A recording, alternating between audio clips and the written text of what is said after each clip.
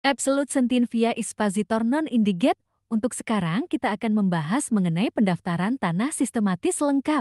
Pendaftaran tanah sistematis lengkap (PTSL) adalah program pemerintah yang bertujuan untuk melakukan pendaftaran tanah secara masif dan sistematis di seluruh Indonesia.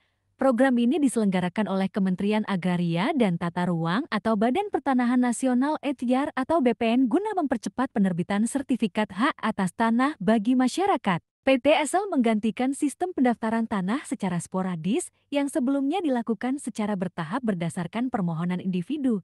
Dengan PTSL, seluruh bidang tanah dalam suatu wilayah didaftarkan secara bersamaan untuk menciptakan kepastian hukum dan mengurangi konflik pertanahan. Kedua dasar hukum PTSL.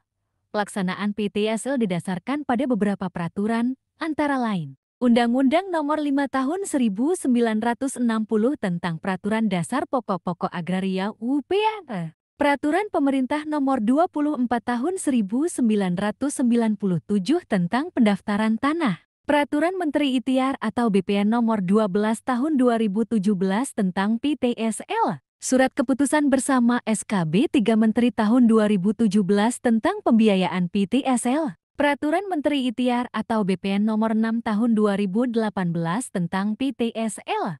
Tujuan dan manfaat PTSL. Tujuan memastikan seluruh bidang tanah di Indonesia memiliki kepastian hukum, mempercepat proses pendaftaran tanah guna mendukung program reforma agraria, mengurangi konflik dan sengketa tanah akibat kepemilikan yang tidak jelas, meningkatkan kesejahteraan masyarakat dengan memberikan jaminan aset tanah yang sah. B. Manfaat, jaminan kepastian hukum.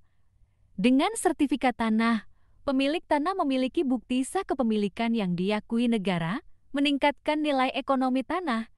Sertifikat tanah dapat digunakan sebagai jaminan untuk pinjaman bank atau investasi, perlindungan hukum, mencegah sengketa tanah karena status kepemilikan yang. Jika suka konten ini, follow dan like serta share ke semua orang agar bermanfaat dan menambah wawasan perihal seputar hukum yang lainnya.